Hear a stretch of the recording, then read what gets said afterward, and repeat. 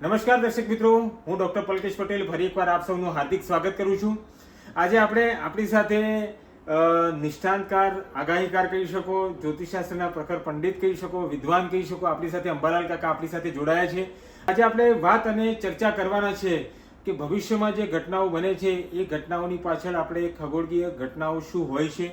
આજે આપણે બધા જ લોકો જોઈએ છે કે દેશ અને દુનિયામાં જ્યારે કોઈ મોટી ઘટના બનતી હોય છે એને પછીનું વિહંગામ લોકોનું થતું હોય છે. 2025-26નું વર્ષ ભારત અને વિશ્વની દુનિયા માટે કેવું રહેશે, ખગોળકીય ઘટનાઓ મોટી કઈ કઈ બનવાની છે. અત્યારે 2025-26માં કઈ મોટા ગ્રહોનું પરિવર્તન આપણે જોવા જઈએ તો આ બધા આવા મોટી આખા વર્ષની અંદર કઈ ઘટનાઓમાં ગ્રહોનું રાશિ પરિવર્તન હોય કે પછી પંચગ્રહી યોગો ભેગા થતા હોય, આવી કેવી મોટા પ્રકારની ઘટનાઓ 2025-26માં બનવાની છે. આજે ભારતની અંદર આપણને આ વર્ષની અંદર 2025માં તમને કેવી લાગે છે કે મોટી ઘટનાઓ સ્વરૂપ લઈ શકે એમ છે અને એના થકી લોકો શું ધ્યાનમાં રાખવું જોઈએ? પ્રકારની ઘટના એ સંદર્ભમાં જ બની છે, એપ્રિલ મહિના સમયગાળાની અંદર જ બનેલી છે. એટલે એની સાથે આ સીધો સંદર્ભ કહી શકીએ કે આપણે જે ભારત પાકિસ્તાનની જે ઘટના બની, તો આ બધા જે વૈશ્વિક યુદ્ધની પરિસ્થિતિઓ જે નિર્માણ પામી રહી છે, કારણ કે રશિયા યુક્રેનનું 2022થી 25 સુધી અત્યારે પણ યુદ્ધ ચાલી રહ્યું છે. છેલ્લા 3-4 વર્ષથી કોઈ યુદ્ધ ચાલે છે. આપણે હમણાં જોયું કે અમદાવાદમાં પ્લેન ક્રેશની ઘટના બની છે, તથા એમાં કેવા પ્રકારના ગ્રહો યોગો હતા અને એ ઘટના શું હતી એનો પણ સંદર્ભ તમે જે સંશોધન કર્યું છે એ પણ કહેશો. તો છેલ્લા 1-2 વર્ષથી આપણે જોઈએ છે કે અમેરિકાની કોઈ ઘટનાઓ બને તથા યુરોપિયન માર્કેટની ઘટનાઓ બને તો ભારતમાં શેર માર્કેટ ક્યારે ઊંચું થવું, ક્રેશ થવું, મોંઘવારી રિયલ એસ્ટેટમાં એકદમ હાઈક આવી જવું, અત્યારે સ્થિર થઈ જવું. સોનામાં જુઓ તો છેલ્લા 1 વર્ષની અંદર સોનું એક પીક લેવલ પર પહોંચી ગયું છે. ચાંદીની પરિસ્થિતિ છે. વૈશ્વિક જ્યારે યુદ્ધની પરિસ્થિતિઓ નિર્માણ થાય છે, માની લો કે જે દેશો વચ્ચે યુદ્ધ થાય છે ત્યારે યુદ્ધના કારણે ક્રૂડના ભાવ વધે છે અને ક્રૂડના ભાવ વધવાને કારણે પણ સોનાની સાથે સીધી ઇમ્પેક્ટ થતી હોય છે. તો આ યુદ્ધ થવા એની પાછળ કયો ગ્રહ છે? નમસ્કાર દર્શક મિત્રો, હું ડોક્ટર પલકેશ પટેલ ફરી એકવાર આપ સૌનું હાર્દિક સ્વાગત કરું છું. આજે આપણે આપણી સાથે નિષ્ણાંતકાર, આગાહીકાર કહી શકો, જ્યોતિષશાસ્ત્રના પ્રખર પંડિત કહી શકો, વિદ્વાન કહી શકો, આપણી સાથે અંબાલાલ કાકા આપણી સાથે જોડાયા છે. અને આજે આપણે વાત અને ચર્ચા કરવાના છે કે ભવિષ્યમાં જે ઘટનાઓ બને છે એ ઘટનાઓની પાછળ આપણે ખગોળકીય ઘટનાઓ શું હોય છે એના વિશે આજે આપણે વિગતવાર ચર્ચા કરવાના છીએ. અને આપણી સાથે અંબાલાલ કાકા જોડાયા છે. સૌથી પહેલા આપણા યુવાઓના મનમાં પ્રશ્ન હોય છે કે ખરેખર જ્યોતિષ અને ખગોળ આ બંને ઘટનાઓનું કાકા થોડુંક વિશ્લેષણ સમજાવો કે ખરેખર આ બંને ઘટનાઓ કેવી રીતે હોય છે. આભાર પહેલાં પલકેશભાઈ, ડૉક્ટર પલકેશભાઈ. જ્યોતિષમાં 3 ભાગ છે. આકાશમાં રહેલા જ્યોતિષોનું વિજ્ઞાન એટલે જ્યોતિષશાસ્ત્ર, અને તેના 3 ભાગ છે: સિદ્ધાંત, સંહિતા અને હોરા. આપણે ખાસ કરીને આ બાબતો આવશે સંહિતા ઉપર, મેદનીય શાસ્ત્ર અને બીજી શાસ્ત્રમાં.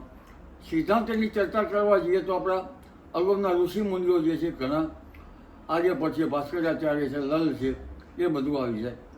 પરંતુ આપણે અત્યારે ચર્ચા માત્ર કરવાના છીએ કે 2025નું વર્ષ કેવું જશે અને એના ગ્રહો કેવા હતા એનું આપણે વિહંગાવલોકન માત્ર કરીશું. બરાબર છે.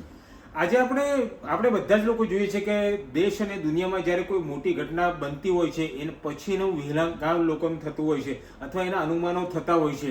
પણ આજે મારે દાદા 2025-26નું વર્ષ ભારત અને વિશ્વની દુનિયા માટે કેવું રહેશે, ખગોળકીય ઘટનાઓ મોટી કઈ બનવાની છે એની તમે માહિતી આપો.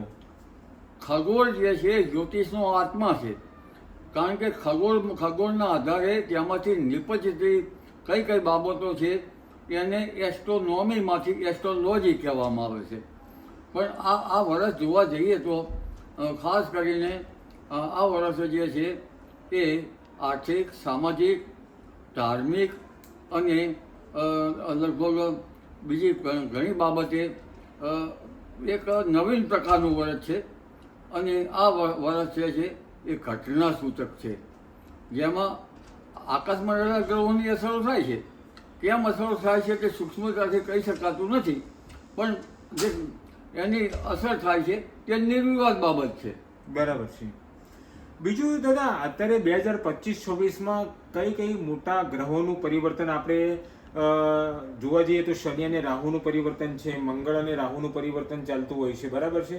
આ બધા આવા મોટી આખા વર્ષની અંદર કઈ ઘટનાઓમાં ગ્રહોનું રાશિ પરિવર્તન હોય કે પછી પંચગ્રહી યોગો ભેગા થતા હોય, આવી કેવી મોટા પ્રકારની ઘટનાઓ 2025-26માં બનવાની છે?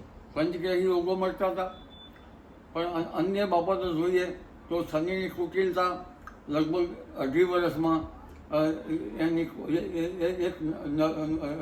એક રાશિમાં પૂરું કરતાં 2.5 વર્ષ લાગે. 2.5 વર્ષ, હા, 30 વર્ષ ઉપર 12 રાશિ ફરી જશે.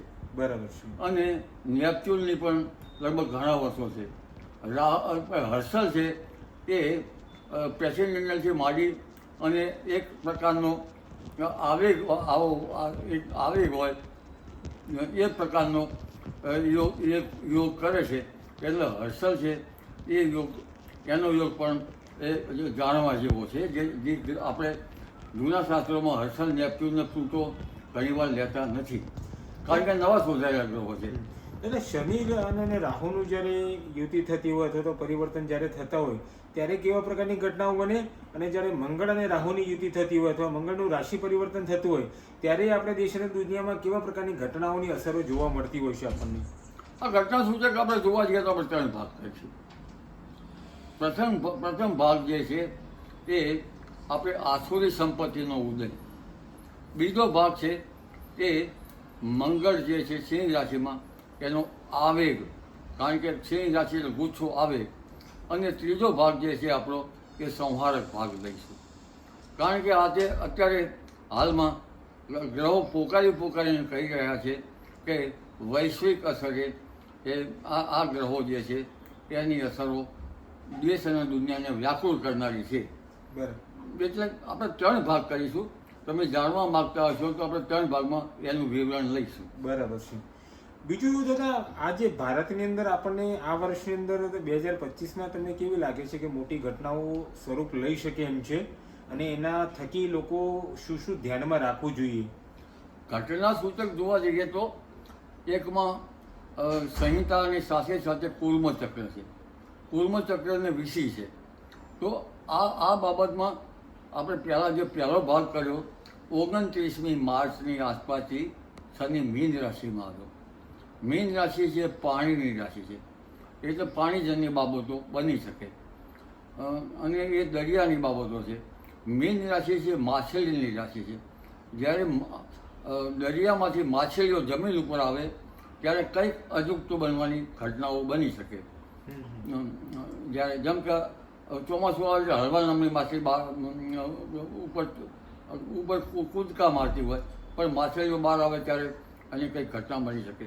પણ મીન રાશિની અસર ભારત ક્ષેત્રે જોવા જઈએ તો પાણીપત, કુરુક્ષેત્ર એટલે હરિયાણા અને એ બાજુ છે. અને કુંભ રાશિની અસર જે ત્યાર પછી 1905 પછી કુંભ રાશિની આવી છે. કુંભ રાશિની અસર ખડકાલ પ્રદેશ અને રશિયાના ભાગ તરફ છે. બલુચિસ્તાનની ડુંગરાળની હારમાળા અને પાકિસ્તાન તરફ છે. કુર્મચક્ર પ્રમાણે જોવા જઈએ તો ત્યાંની અસરો શનિની લગભગ સતભિષા અને પૂર્વ ભાદ્રપદ એ નક્ષત્રમાં છે, મીન રાશિમાં. મીન રાશિમાં ત્યાંની લગભગ એમાં કુર્મચક્ર પ્રમાણે ઉત્તર ભારતમાં આવે. અને હમણાં જે બનાવ બને છે સિંહ રાશિમાં, એમાં આગ્નેય જે છે એ ખૂણામાં આવે, અગ્નિ ખૂણાને દેશોમાં આવે. એટલે જે હમણાં જે ઘટના બની રહી છે અત્યારે હાલ, એના પહેલાં આપણે વિશેષ ચર્ચા અગાઉની કરીશું આસુરી સંપત્તિના ઉદયની. બીજું આપણે દાદા એવું કહી શકીએ કે જે પણ રાશિ પરિવર્તન સાથે દરેક રાશિનો પણ આ પંચતત્વની સાથે એનો એક પ્રભાવ હોય છે. માની લો કે જ્યારે તમે વાત કરી કે 29 માર્ચ પછી આપણે મીન રાશિની અંદર જ્યારે હોય અને પાણીનો પ્રભાવ હોય ત્યારે પાણીકીય ઘટનાઓ બનવાની હોય છે. પછી આ જ પંચતત્વમાંથી જ્યારે અગ્નિતત્વ ભારે હોય ત્યારે એ રાશિની અંદર આપણે પ્લેન ક્રેશ કે એવી ઘટનાઓ છે, મોટા આગ ફેલાવી અથવા આગના કારણે મોટી જાનહાનિ થવી, તો આ પંચતત્વનો કોઈ પણ એક પ્રભાવ એની સાથે કેવી રીતે સંકળાતો હોય? આપણે પંચતત્વનો આધાર જાણવા જઈએ તો મેષ રાશિ છે અગ્નિ તત્વની છે, પણ એના એક અંશ લઈએ તો એ અંશમાં એમાં જુદી જુદી બાબત આવશે. કારણ કે અગ્નિ તત્વ, પૃથ્વી તત્વ, વાયુ તત્વ અને જળ તત્વ એ ગોઠવાયેલું છે. અને ગ્રહો 2 પ્રકારના છે, એક સાયન ગણિત અને એક નિર્યન. ઘણી વખત આપણે નિર્યન લઈએ છીએ. નિર્યન એ તારાત્મક છે, એટલે એ આપણાને આકાશમાં દેખાતા તારાઓ જે છે એને આપણે તારાત્મક જોઈ શકીએ છીએ. અને સાયન છે એ ઋતુઓને સાચવી છે. જાણો કે આપણું ખરું ઉત્તરાયણ છે એ 14મી જાન્યુઆરી નહીં, 22મી ડિસેમ્બર. બરાબર. ઉત્તર ગોળમાં સૂર્ય આવે તો એ 21 લગભગ માર્ચ, ત્યારે સૂર્યની ક્રાંતિ શૂન્ય થાય છે. 23મી સપ્ટેમ્બરે સૂર્યની ક્રાંતિ શૂન્ય થાય છે. એટલે આ જે બાબતો જે છે એ પછી ક્રાંતિ વધતી જાય છે, ક્રાંતિ ઘટતી જાય છે. હમણાં 21 માર્ચ સુધી ક્રાંતિ વધતી હતી એટલે ગરમી વધારે પડી અને બીજા અન્ય ગ્રહો જોવામાં આવે છે. એટલે ગ્રહોની અસરની સાથે આવી રીતે તેની અસરો થાય છે. પરંતુ પહેલા ભાગમાં શનિ રાહુનું સ્થાપિત દોષ હતો, આસુરી સંપત્તિનો ઉદય હતો. દાદા, એક મિનિટ રોકીશ. આ સમયગાળો ક્યાં સુધીનો હતો? દર્શકોને એ પણ જણાવશો કે જે શનિ જે રાહુની જે વાત કરો છો તમે. શનિ રાહુમાં જે મીન રાશિમાં રાહુ હતો અને શનિના યોગ લગભગ મેની 19 તારીખ સુધીમાં એના યોગ હતા. અને એ વખતે પહેલગામની ઘટના ક્યારે બની? પહેલગામની ઘટના એ સંદર્ભમાં જ બની છે, એપ્રિલ મહિના સમયગાળાની અંદર જ બનેલી છે.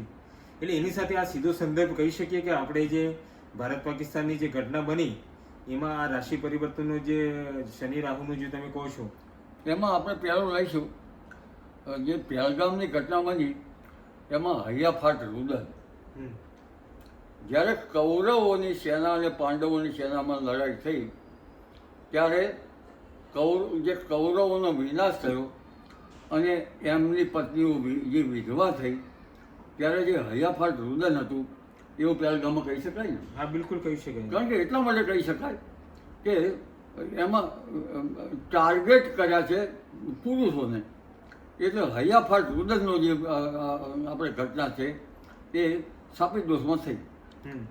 અને શાપિત દોષ જે છે એ શનિ રાહુનો શાપિત દોષ ઘણીવાર કુંડળીમાં થતો હોય છે. ધારો કે કેટલાક રાજકીય માણસ કુંડળીમાં છે, 62ની સાલ લઈએ, 68નું લઈએ, અગ્નિયાશીની, અને આવી અન્ય બાબતોમાં જ્યારે શાપિત દોષ થતો હોય ત્યારે તેની અસરો વિષમ થતી હોય છે. અને મારી દ્રષ્ટિએ આસુરી સંપત્તિનો ઉદય થતો હોય છે. એટલે આકાશના ગ્રહોની દ્રષ્ટિએ એની અસરમાં નેગેટિવિટી આવતી હોય છે. ભલે ગ્રહો દૂર હોય, ઘણા એવું એમ કહેવામાં છે આટલા બધા દૂર ગ્રહોની અસરો થાય ખરી. તો મારો એક પ્રશ્ન છે કે આટલી બધી દૂર સૂર્ય છે તો પ્રકાશ અત્યારે અહીં આપે છે, દૂર ચંદ્ર પણ દૂર છે તો ચંદ્રની અસર ભરતીગોત ઉપર થાય છે. હા, બરાબર, બિલકુલ થાય છે. આપણે પૂનમે જોતા જોઈએ છીએ. અને આ ગ્રહો જે છે એ પદાર્થનો, સૂર્ય છે એ કોઈ જાતના હાઇડ્રોજન છે અને તેનો જે વિસ્ફોટ થયો હતો એમાંથી બન્યો. પણ રાહુને કેટલો ગ્રહો જે છે એ પદાર્થના ગ્રહો નથી. મંગળ, શુક્ર, બુધ એ કંઈ તત્વના છે, વાયુ તત્વના કે બીજા કંઈ પદાર્થના ગ્રહો છે. પણ આ ગ્રહો જે છે પદાર્થના ગ્રહો નથી. આ ગ્રહો ક્યારે દેખાય છે આપણને ખ્યાલ છે? 21 વખતે. બરાબર છે. જ્યારે ગ્રહણ થાય છે ગ્રહણ વખતે ત્યારે ગ્રહણમાં સૂર્ય કેતુનો થાય છે. એવા સૂર્ય જે અંદર સંગ્રામ થયો ત્યારે જે શેષનાગને વલોવું કર્યું અને એ વખતે અમૃત આવ્યું. અમૃત દેવો પીધું, પણ એમાં રાહુ જે હતો એક અંદર આવી અંદર પી ગયો અને પછી મોહિની રૂપ ભગવાને ધર્યું અને આ રાહુનો 2 ટુકડા કર્યા. ખબર છે? હા, બરાબર છે. એટલે એકને ચંદ્રમાં રહેવાનું અને એકમાં પૃથ્વીમાં રહેવાનું. પરંતુ આની અસરો ગજબની છે. હવે તો પ્રશ્ન બીજો પૂછવા એ માંગીશ કે આ વખતમાં જે તમે જે વાત કરી કે આપણે ઘણી બધી વસ્તુ છે, શનિ, ગુરુ છે, રાહુ છે, કેતુ છે, આની મુખ્ય ઘટનાઓ આપણે 2025-26ના માર્ચ સુધીના સંદર્ભમાં કહેવું હોય તો માની લો કે પહેલગામ ભારત પાકિસ્તાનની યુદ્ધની પરિસ્થિતિ નિર્માણ થઈ. હમણાં જ રિસેન્ટલી આપણે 2-3 દિવસ પહેલા અમદાવાદમાં પ્લેન ક્રેશની ઘટના થઈ, બરાબર છે. તો આવી બીજી કઈ પ્રકારની મોટી ઘટનાઓ બનવાની સંભાવનાઓ છે? એને આપણે 3 ભાગ કર્યા ને. હા, પણ એને આપણે ઘટનાઓનો સંદર્ભ લેવો હોય તો કઈ મોટી ઘટના? પહેલા આસુરી સંપત્તિનો ઉદય લીધો. હા, પહેલગામની ઘટના લીધી આપણે. હા, આસુરી. અને એમાં હૈયાફાટ રુદન જેમ મહાભારતમાં યુદ્ધ પછી જે વિધવાઓ થઈ હતી હમ. ભલે કાંધે જે કૃષ્ણ એનું દાદા તમે ભગવાન પહેલા પ્રિડિક્શન કરી ચૂક્યા હતા કે આવી પ્રકારની ઘટનાઓ થશે આની અંદર? મીડિયાએ કહ્યું ત્યારે અગાઉ પ્રોજેક્શન થઈ ગયું છે. મિત્રો આપણે એવું નથી કે આના અગાઉ પણ જે ભારત પાકિસ્તાન એવું નથી કે આપણે થઈ ગયા પછીની ચર્ચા કરીએ છીએ. દાદાએ ઓલરેડી એના પહેલા બી પ્રિડિક્શન કરેલું હતું દાદા આ સંદર્ભમાં. ઇવેન્ટ જે બનવાના છે એ ટોલેમીના ટેટ્રા દિવસમાં ઘરમાં અહીં દર્શાવ્યું છે. આપણે એમ કહીએ કે ભારતની રાશિ ભદ્ર જભા ઉપર નહીં, ભારતની રાશિ મકર છે, હમ હમ ચીનની રાશિ ઘણા કર્ક માને છે, ઘણા તુલા માને છે, હમ અને ઈરાન વગેરે જે દેશો છે મુસ્લિમોની વૃષભ છે. અમેરિકાની રાશિ મિથુન છે, હમ હમ આંગ્લદેશની જે રાશિ છે એ મેષ છે, હમ અને ભારતના અંદરના ભાગોમાં પણ રાશિ છે, જેમ કે મુંબઈ મુંબઈ અને એના નીચેના ભાગો જે છે એ વૃશ્ચિક રાશિ છે, જંજીરાબાદને. પૂનાની રાશિ કન્યા રાશિ છે. હમ હમ એવી રીતે આપણી આ રાશિ જે છે આપણે મીન રાશિ લાગે પાણીપત કુરુક્ષેત્ર હમ હમ. એના પર અસર થાય છે. અત્યારે દાદા આપણે છેલ્લા કાલે પરમ દિવસે ઇઝરાયલ ને હમાસ વચ્ચેના પહેલા યુદ્ધ, ગાઝા વચ્ચેના યુદ્ધ જોયા, ઇઝરાયલ ને ઈરાન વચ્ચેના યુદ્ધ જોઈ રહ્યા છે. તો આ બધા જે વૈશ્વિક યુદ્ધની પરિસ્થિતિઓ જે નિર્માણ પામી રહી છે, કારણ કે રશિયા યુક્રેનનું 2022 થી 25 સુધી અત્યારે પણ યુદ્ધ ચાલી રહ્યું છે, છેલ્લા 3-4 વર્ષથી કોઈ યુદ્ધ ચાલે છે. તો આ બધું તમને લાગે છે કે ભવિષ્યની અંદર મોટા વૈશ્વિક યુદ્ધના સંકેતોનું પરિણામ આ નાના નાના યુદ્ધો ચાલી રહ્યા છે? વિશ્વયુદ્ધ જે છે એ મેષનો શનિ કરે. હમ મેષના શનિમાં આગ, બોમ્બ બ્લાસ્ટ, અકસ્માતો. કારણ કે જે બીજા વિશ્વયુદ્ધના ગ્રહો અને પહેલા વિશ્વયુદ્ધના ગ્રહો જે જોઈએ જેમ કે મેષ રાશિમાં, સિંહ રાશિમાં, કે એની પાછલી તવારીખો ઉપરથી આપણે ખ્યાલ આવે કે જ્યારે મેષમાંથી શનિ જશે ત્યારે 2050ની સાલ સુધીના વર્ષો સારા નથી. અમેરિકા જેવી મહાસત્તા છે એ પણ એક હાલી જશે ભવિષ્યમાં. કારણ કે જ્યારે મિથુન રાશિમાં ગ્રહો આવશે એ મિથુન રાશિ અમેરિકાની રાશિ છે, અને મેષ રાશિમાં હજુ શનિ આવ્યો નથી, હજુ તો મીન રાશિમાં છે. અને આપણે 3 ભાગ કર્યા છે. શનિની કુટિલતા 2.5 વર્ષની તો આપણે ખ્યાલ છે. હા બરાબર. નેપચ્યુનની લગભગ 13 કે 14 વર્ષની કુટિલતા છે. નેપચ્યુન જે ગ્રહ છે એ સારા સંજોગોમાં તો સારો, તો વિશ્વ બંધુત્વનો બોધ કરે છે, પણ જ્યારે નબળો હોય ત્યારે આ જે ડ્રગ્સ છે, ડ્રગ્સના ઉપર તેની અસર કરે છે, અને એ ડ્રગ્સના રવાડે પણ ચડાવી દે છે. આપણે જોયું કે હમણાં મુદ્રા બંદરે ઘણું ડ્રગ્સ હા પકડાયું, બરાબર છે. અને આ ડ્રગ્સની અસરો તમે સારું કર્યું કે આ ઘટનાક્રમને મૂલવી રહ્યા છો, યુવા ધનને તમે મૂલવી રહ્યા છો. પણ યુવાનો નેપચ્યુન કુટિલ ગ્રહ છે, ડ્રગ્સનો ગ્રહ છે, અને આ ડ્રગ્સથી અત્યારે હાલ આપણા યુવાનો જે છે એ બરબાદ થઈ રહ્યા છે. અહીં નહીં, વિશ્વના યુવાનો પણ બરબાદ થઈ રહ્યા છે. લોકો ક્યાંથી ડ્રગ્સ આવશે તો એમ કહે છે કે ભારતમાંથી ડ્રગ્સ આવશે. અને આ ડ્રગ્સ જે છે રોકટોક ઘણી વખત પોલીસ પકડે છે, છતાં આટલું બધું કેમ ઘૂસી જાય છે એ નેપચ્યુનની કુટિલતાના આધારે છે. બરાબર છે. અને પ્રેસિડેન્શિયલનો બહુ અસર કરે છે. ભલે નવા ગ્રહો રહ્યા, જૂના ગ્રહોમાં આપણે જ્યોતિષમાં નવા સુધારેલા ગ્રહો લેતા નથી. એટલે આ પ્રશ્ન સારો કર્યો, નેપચ્યુનની કુટિલતા. એ પછી આપણે ગ્રહો લઈશું. પણ બીજો ભાગ જે છે આવેગનો છે, એ 7મી જૂનથી લગભગ 28 જુલાઈમાં લગભગ 50-51 દિવસનો છે. અને મંગળ કેતુ યોગ છે એ વધારે સંહારાત્મક યોગ છે, અંગારક યોગ છે. મંગળ એટલે આવેગનો યોગ, સિંહ રાશિમાં મંગળ યોગ, અને કેતુ એ રાહુની પૂંછડીનો યોગ. એ મંગળ કેતુ જબરદસ્ત સંહારક યોગ છે. એટલે 7મી જૂનથી 28 જુલાઈનો સમય હજુ ભાગે છે. એમાં 15 જૂન આસપાસ તો ઉન્માદનો રોગ છે, યુદ્ધ ઉન્માદ. અને ત્યારબાદ 25મી જૂન સુધીમાં પણ યુદ્ધ ઉન્માદના યોગ છે. એટલે આ યોગ હવે યુદ્ધના ઉન્માદના આવશે. કારણ કે જે મીન રાશિમાંથી રાહુ જઈ અને હવે કુંભ રાશિમાં રાહુ આવ્યો છે. અને રાહુની અસર ભલે છાયા ગ્રહ છે, એ સ્થૂળ પદાર્થનો ગ્રહ નથી, પણ ગજબની અસરો થાય છે. જે જેની સાથે બેસે છે એને એનું એક પરિણામ આપ્યા સિવાય જતો જ નથી. એટલે મંગળ કેતુનો યોગ જે છે એ 7 જૂનથી જે થયો છે શરૂ 28 જુલાઈમાં, એમાં 15 જૂન યુદ્ધ ઉન્માદ જોયો, કુંભ રાશિમાં ખડકાળ પ્રદેશ, ઉપરાંત બલુચિસ્તાનની હારમાનો પ્રદેશ, પાકિસ્તાનની બોર્ડરનો પ્રદેશ અને કુર્મ ચક્ર પ્રમાણે શરીરનો ઉત્તર વાયુવ્યનો ભાગ, ઉત્તરનો ભાગ, છેક પશ્ચિમનો આસામનો ભાગ અને છેક તેનો ભેદ લેવા જોઈએ તો બાંગ્લાદેશના છેક લંકા સુધી અસર થશે. અને અત્યારે યાજ્ઞમાં ગ્રહ આવ્યો છે, સિંહમાં ચાલે છે.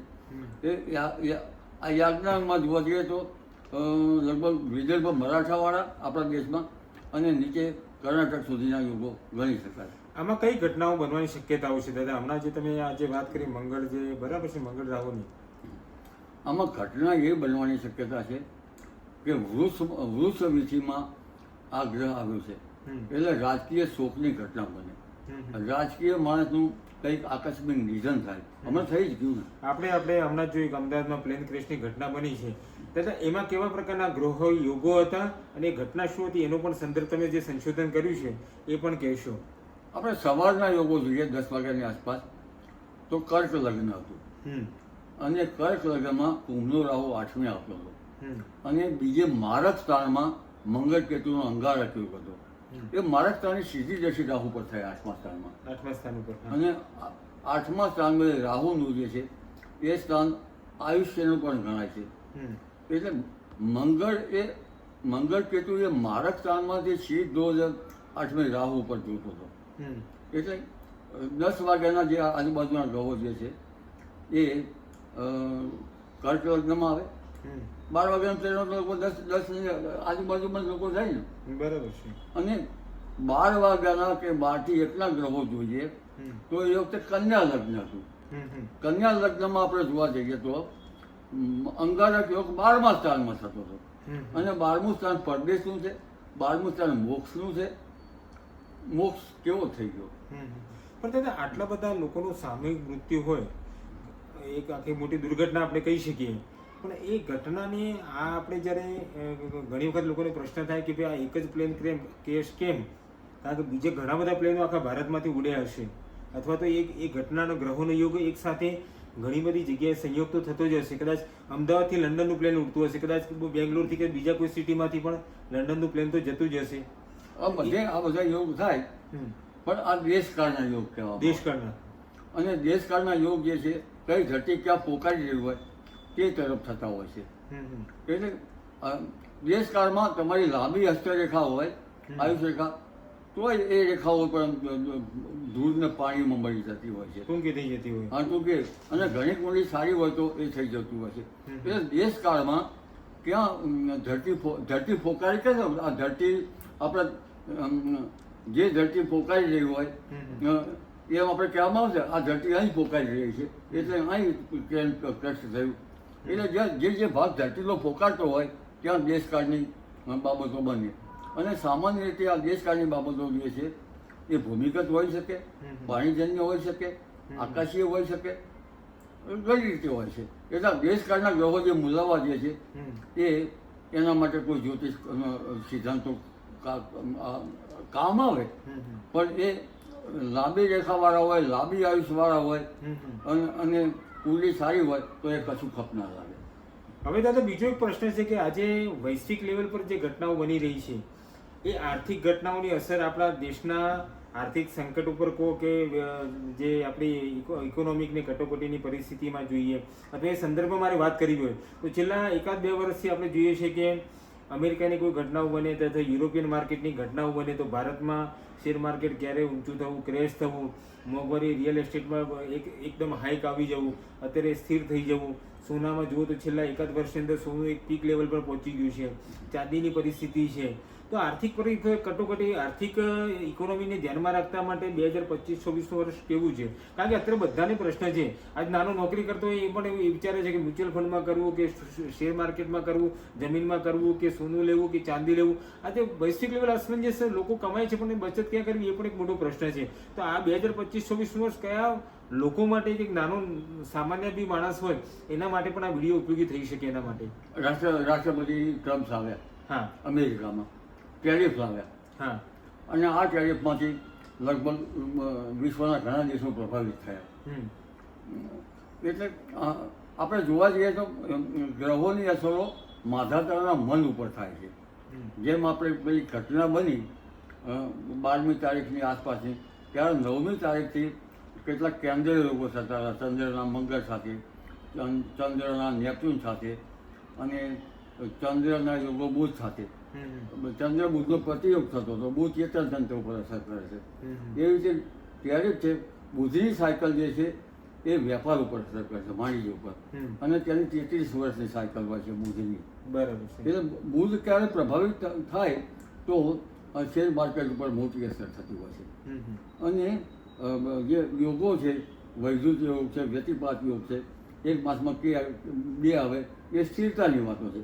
પણ જ્યારે ગ્રહો આવા હોય ત્યારે ત્યાંની અસર જે વૈશ્વિક લેવલે થતી હોય છે. અને ગુરુ અતિચારી છે, ખ્યાલ છે ને? સોનામાં એક વર્ષમાં આટલી બધી ચમક, માની લો કે આજે જે 35-40 કે 45-50 હજાર સોનું હતું, આજે 1 લાખની પાર પહોંચી ગયું, તો એમાં કેવા પ્રકારના ગ્રહોની અંદર ભૂમિકા ભજવી કે ભાઈ આ 6-8 મહિનામાં આટલું બધું સોનું જમ્પ કરી ગયું? ગુરુની અસરો જે છે એ સોના ઉપર થાય છે. ગુરુની, હા, ચંદ્રની ચાંદી ઉપર થઈ શકે. પણ અત્યારે જે ગુરુ છે અતિચારી છે, અતિચારી, અને લાંબા ટાઈમ સુધી રહેશે. અને હમણાં જે ગુરુ આવ્યો છે એ આપણે સોના ચાંદીની વાત કરી, અને એની ગતિ ઘણી છે, એકદમ ઘણી ગતિ છે. એટલે ત્યાંની અસર અને વૈશ્વિક અસરો છે. અને શેર માર્કેટ ઉપર બુધનું ચક્ર સાયકલ ચાલતી હોય છે, અને બુધનો ઉદય અસ્ત એના પર ઘણી અસર. અત્યારે બધા સામાન્ય કે ખેડૂતનો પરિવાર હોય કે નાનો માણસ બી હોય અને દીકરાના કે દીકરીને લગ્ન કરવા હોય, આજે આપણે ભારત આપણા ઇમોશન સાથે સોનું સંકળાયેલું છે, બરાબર છે? તો આ પરિસ્થિતિ સોનાની ક્યાં સુધી રહેશે? પણ થોડું તમારા અભ્યાસના આધારે કોઈ માહિતી હોય તો આપણે એક પ્રેડિક્શન આપી શકીએ કે આ સોનું ક્યાં લેવલ વધશે, ક્યાં જઈને અટકશે, એક અંદાજ તમને પણ એવો કોઈ આઈડિયા હોય તમને? એના માટે આખો ચાર્ટ બનાવવો પડે. હા, એમાં એક માસમાં કેટલા બે યોગ થાય છે, એક માસમાં શું થાય છે. પણ ગુરુ અતિચારી હોય, ગુરુ અતિચારી ક્યાં સુધી, કેટલા સમય સુધી? લગભગ 7-8 વર્ષ સુધી રહેશે. 7-8 વર્ષ સુધી. તો આ જે તેજી છે 7-8 વર્ષ રહી છે, રહેવે એવું કંઈ? અન્ય ગ્રહો જ્યારે સ્થિર થાય, હા, ગુરુ વચ્ચે સ્થિર થતો હોય ને, અત્યારે તો ગુરુ લાંબો સમય છે, એ ગુરુ જેમ જમ્પ મારે છે. અને એના સાથે સાથે પીળી વસ્તુઓ પણ જમ્પ મારી રહી છે. બરાબર છે. એટલે જ્યારે આ ગ્રહો જે છે ગુરુનો અસ્ત થાય તો પછી એના ઉપર અસર ઓછી થાય, અમે ગુરુનો અસ્ત થશે. બીજું તો ગુરુ અને સાથે સાથે વૈશ્વિક જ્યારે યુદ્ધની પરિસ્થિતિઓ નિર્માણ થાય છે, માની લો કે જે દેશો વચ્ચે યુદ્ધ થાય છે ત્યારે યુદ્ધના કારણે ક્રૂડના ભાવ વધે છે, અને ક્રૂડના ભાવ વધવાને કારણે પણ સોનાની સાથે સીધી ઇમ્પેક્ટ થતી હોય છે. તો આ યુદ્ધ થવા એની પાછળ કયો ગ્રહ છે, સાથે સાથે ક્રૂડ ઓઇલ મોંઘું થાય છે એના માટે કેવા ગ્રહો છે, અને સાથે આ પદ્ધતિ કેવી રીતે એની સાથે મૂલવતા હોઈએ છીએ આપણે? આ પદ્ધતિ તમે સારી રીતે ઉપયોગ કર્યો, કારણ કે યુદ્ધ જે છે એ ઉન્માદથી થાય છે, હા, ગેરચાલ થાય છે. જ્યારે યુદ્ધ થાય, આપણું જે અર્થતંત્ર છે વૈશ્વિક છે, આપણું પોતાનું એકલું ભારતનું નથી. બરાબર છે. નિકાસ, આર્થિક નિકાસ અને આયાત એ વૈશ્વિક છે. એક દેશમાં યુદ્ધ થતું હોય તો એમાં અનેક દેશો ઉપર અસર થાય છે. જેમ કે હમણાં યમન અને મુસ્લિમ રાષ્ટ્રોમાં જો ત્યાં થતું હોય, ત્યાંથી આપણે ક્રૂડ જે છે એ ત્યાંથી આવતું હોય, તો ક્રૂડ જે છે ત્યાં બેરલના ભાવ વધી જાય તો સીધી જ અસર ભારતની ઇકોનોમી ઉપર થાય. રશિયા યુક્રેનનું યુદ્ધ થાય તો યુક્રેનમાંથી કોઈ વસ્તુનો આપણે નિકાસ થતી હોય, અથવા રશિયામાંથી પણ આપણે ક્રૂડ ખરીદતા છું ને. હા, બિલકુલ. રશિયા પાસેથી છે, દુબઈના આપણે યુએના દેશો પાસેથી આપણે ખરીદતા હોઈએ છીએ. એટલે રશિયામાં જે ત્યાંની અસર, રશિયામાં પણ યુદ્ધની અસર થાય છે. એટલે રશિયા જ્યારે આવી રીતે આતંકના ભયડામાં હોય, રશિયા જ્યારે યુદ્ધોન્માદમાં હોય તો ત્યાંની પ્રજાએ પણ ભોગવવું પડે. રશિયામાં કદાચ મોંઘવારી હશે.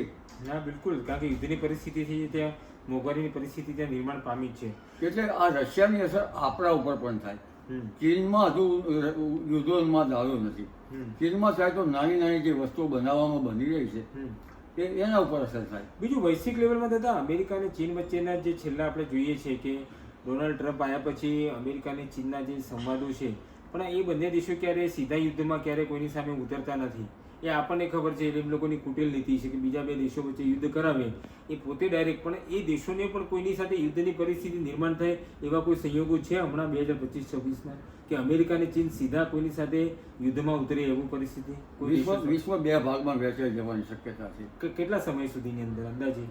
લગભગ 2050 સાલ સુધી તો વિશ્વ યુદ્ધની અસરો થાય છે. હા, પણ જ્યારે શનિ મેષ રાશિમાં આવશે, કઈ તારીખે આવે શનિ મેષ રાશિમાં અંદાજે તમને વર્ષમાં? અંદાજે અત્યારે તો મીન રાશિમાં છે. હા, એટલે 29 થી મીન રાશિમાંથી 2.5 વર્ષ ક્યારે થાય? 2025, 2026, 2027 પછી આવે. હા, ત્યારે આ જે વિશ્વયુદ્ધના મંડાણ થયા છે એ સ્ફોટક સ્થિતિ બને. ત્યારે શનિની અસર જે છે અગ્નિ તત્વમાં છે, બોમ્બ ધડાકા સાથે છે.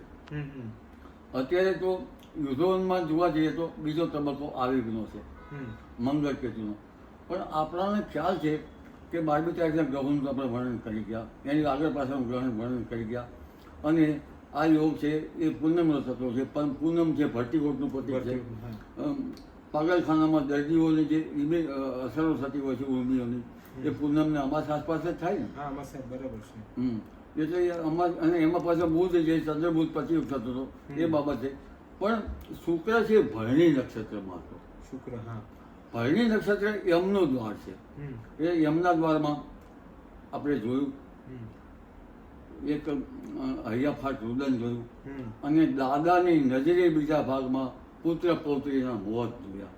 બીજો ભાગ દાદાની નજરે છે, બીજો ભાગ સંહારક છે. બરાબર છે. એટલે આજે આ બાબતો જે બની રહી છે એમાં યુદ્ધો ઉન્માદની આવેગ છે સિંહ રાશિનો મંગળ કેતુનો 28 જુલાઈ સુધીમાં રહે છે. પણ 15મી જૂન અને 29મી જૂન એ વધારે સ્ફોટક છે. 15મી જૂન તો હવે આજે ઉત્તરી રહે છે, આપણે 15મી જૂન છે આજે. એટલે આજે યમન અને મુસ્લિમ દેશોની જોડી હું તો ઘેલછા જ માનું છું. યુદ્ધ એ ઘેલછા છે. બરાબર છે. એ આ વિશ્વમાં ઘેલછા વચ્ચે યુદ્ધ, કારણ કે માધાતાઓના મન ઉપર અસર કરે છે. અને ઘણીવાર રાજકીય નિર્ણયો લઈ શકતા નથી. હજુ પણ વૃષ રાશિના ગ્રહો કોઈ નેતાઓનું કોઈ અસર થાય એવું સૂચવી રહ્યા છે, નિધન. અને નેતાઓના મન ઉપર અસરો હજુ પણ રહેશે. અને આમાંથી ભારત પણ નહીં બચી શકે, કારણ કે વૈશ્વિક લેવલ થાય ભારત બચી ન શકે. ભારતમાં કેવા પ્રકારની દાદા અસરો તમને આજે થોડી સ્પષ્ટતાપૂર્વક એનો જવાબ માંગુ છું, કારણ કે હજુ પણ લોકોને મનમાં એમ છે કે જ્યોતિષ સબ્જેક્ટની અંદર આજે ઘણા બધા લોકો આ ઘટનાઓ બન્યા પછી ઘણા બધા લોકો યુટ્યુબની ચેનલોમાં જોતા હોય છે, પણ 2025માં ભારતની અંદર પણ એક એવા પ્રકારની ઘટનાઓ આકાર લઈ શકે એમ છે કે જેને સ્પષ્ટ સ્વરૂપમાં તમે કહો તો વધારે લોકોને આજે સમજવાનો વિષય વધારે મજા આવશે. આ યુદ્ધો ઉન્માદ છે. હા, માધવતાઓના મન ઉપર તેની અસર થાય છે. એટલે અત્યારે આપણા સંબંધો પાકિસ્તાન સાથે બગડે નહીં એ જોવાનું રહ્યું, પણ આતંકની પ્રવૃત્તિઓ થોડીક વધવાની શક્યતા ગણી શકાય. હજુ છે એના કરતાં વધુ વધશે આતંકની પ્રવૃત્તિઓ. આતંકની પ્રવૃત્તિઓ ગ્રહોની ઉગ્રતા છે આવે છે એટલે વધે, આવેગના કારણે. એટલે છે આપણા પાકિસ્તાન સાથે અત્યારે ભલે સુસુપ્ત ડોર્મન્ટ કન્ડિશન છે, ચીન પણ ડોર્મન્ટ કન્ડિશનમાં છે, પણ મને એ શક્યતા છે કે બાયોલોજીકલ વોર ના થઈ જાય. બાયોલોજીકલ વોર, હા, બાયોલોજીકલ વોર થઈ જશે તો બધાને ભોગવવું પડશે, કારણ કે ચીનની હાઇડન પ્રવૃત્તિ છે. અને એક શક્યતાઓ દાદા નકારી પણ નથી શકાતી. આ વખતે બાયોલોજીકલ વોરમાં હવે એ લોકો કઈ વસ્તુની ટાર્ગેટ કરે છે, કારણ કે ભવિષ્યમાં આપણે આ જોયું છે કે અત્યાર સુધીમાં જે પરિસ્થિતિ કોરોનાની જે નિર્માણ છે એમાં કોઈને કોઈ સીધા અથવા હડકત રીતે ચાઇનાનો સંદર્ભ ત્યાં જોવા મળે જ છે, અને વૈશ્વ એની ઉપર ઘણા બધા એની પાછળના બધા પ્રયોગો ચાલી રહ્યા છે. અને બાયોલોજીકલ વેવ જે છે એ જો લડાઈમાં વપરાય તો પરમાણુનો કોઈ અસર નથી રહેતો. પરમાણુ જો થાય તો પણ બહુ સંહારક છે, પણ પેલું રીબાઈને મારે છે. બાયોલોજીકલ વેપનમાં દાદા એમાં બાયોલોજીકલ વેપનમાં જો લશ્કર ઉપર થાય તો એ લશ્કર રીબાઈને એના ઉપર અસર થાય છે. એટલે ખરાબમાં ખરાબ બાયોલોજીકલ વેવ છે, અને બાયોલોજીકલ આવી રીતે અગાઉમાં થયેલા જ હશે. બાયોલોજીકલ લડાઈઓ શીતળાના કે એવા જંતુઓ મૂકેલા જ હશે. હમણાં અમેરિકાની અંદર 2 વૈજ્ઞાનિકો જે ચીનના પકડાના કે જે એવા પ્રકારની ફૂગો બનાવેલી છે કે જે ખેતીને સામૂહિક નુકસાન કરી શકે એવા પ્રકારના 2 લોકો પકડાયા હતા. એટલે આ બાયોલોજિકલ વેપન્સ એગ્રીકલ્ચર માટે બી આવા પ્રકારના વેપન્સ ચાઇનાએ બનાવેલા છે.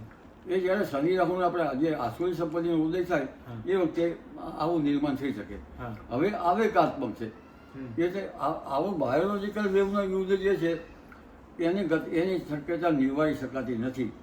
મહાસત્તા જે અમેરિકા જે છે એ પણ હારી જાય એવા યોગો છે. અત્યારના યોગો જોવા જઈએ તો આંગ્લ દેશ ઉપર અસર છે. કારણ કે સિંહ રાશિની અસર ફ્રાન્સની આજુબાજુના દેશો ઉપર થાય, આંગ્લ દેશ યુરોપના ઉપર.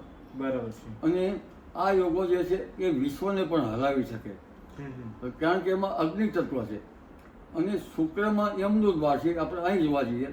અને ગુરુ છે આદ્રા નક્ષત્રમાં આવે છે. બરાબર. આદ્રા નક્ષત્ર શિવનું, શિવ એટલે સંહારક દેવ. આપણે જોવા એ બધી એક ટર્મિનોલોજી છે. પણ આદ્રા નક્ષત્ર હોય એ નક્ષત્ર જે છે એ સંહારક નક્ષત્ર તો છે જ.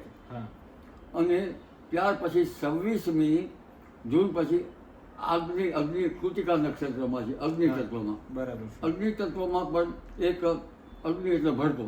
ભડકો. પણ જે યમનું દ્વાર જે છે અને આદ્રાનું સંહારક નક્ષત્ર છે એટલે હજુ પણ આપણો સમય જે છે 28 જુલાઈ સુધી પણ સાચવવો પડશે. અને ત્યાર પછી ત્રીજું સોપાન શરૂ થશે 28 જુલાઈથી 13મી સપ્ટેમ્બર, જે સંહારક ગાળો છે. એટલે છેક વર્ષ બેઠું ત્યારે વર્ષનો રાજા સૂર્ય છે, વર્ષનો રાજા આમ છે, બધું એ બધી ઘટનાઓને આપણે મૂલવી રહ્યા. પણ ગ્રહોની ઘટના સાથે મૂલવવી જોઈએ. ગ્રહોની અસર મનુષ્ય પર થાય છે એ નિર્વિવાદ બાબત છે. સંહારકની અંદર દાદા કેવા પ્રકારની ઘટનાઓ આરોપ અત્યારે, કારણ કે આપણે જે કીધું આસુરી શક્તિનો ઉદય છે એ ગયું. હા, આવેગની આપણે વાત કરી, બરાબર છે, કે જેમાં આતંકવાદી પ્રવૃત્તિઓને પ્રોત્સાહન મળશે અથવા તો એ પ્રવૃત્તિઓ વધી જશે. હવે સંહારકની પરિસ્થિતિમાં કેવા પ્રકારની ઘટનાઓનો આકાર લેશે એ પણ જણાવશું. સંહારકની અંદર સંહારક એટલે સંહારક. હા, પણ કેવા પ્રકારની ઘટનાઓ? પણ એમાં બોમ્બ વિસ્ફોટ, અણુધડાકા, વિશ્વ જે છે એ સામે આવી જવું અને એની સ્થિરતા ના રહેવું, માધાતાના મન ઉપર અસર થવી, સંહાર કરવો, બસ. એવું હવે જે સંહારક યોગ જે છે આના પછીનો એ પીરિયડ આવે છે.